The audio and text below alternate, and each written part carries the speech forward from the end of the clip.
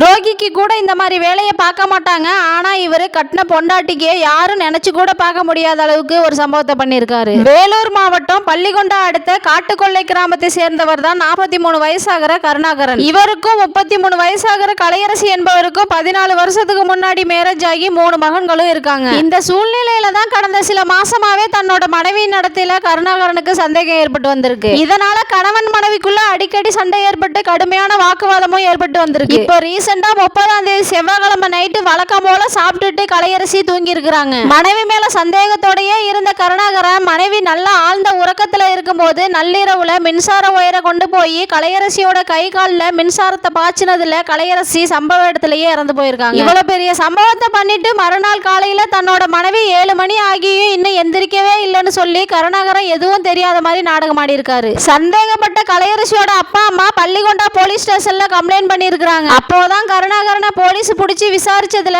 மனைவியின் நடத்தையில எனக்கு ஏற்பட்ட சந்தேகத்தை தாங்கிக்க முடியாம கலையரசியை திட்டமிட்டு திருத்தி கட்டினதா சொல்லியிருக்கிறாரு. இவருக்கு ஏற்பட்ட சந்தேகத்தால இப்ப 3 பிள்ளைங்களும் அம்மாவை இழந்து தவிக்கிறது பெரும் சோகத்தை ஏற்படுத்தி இருக்கு.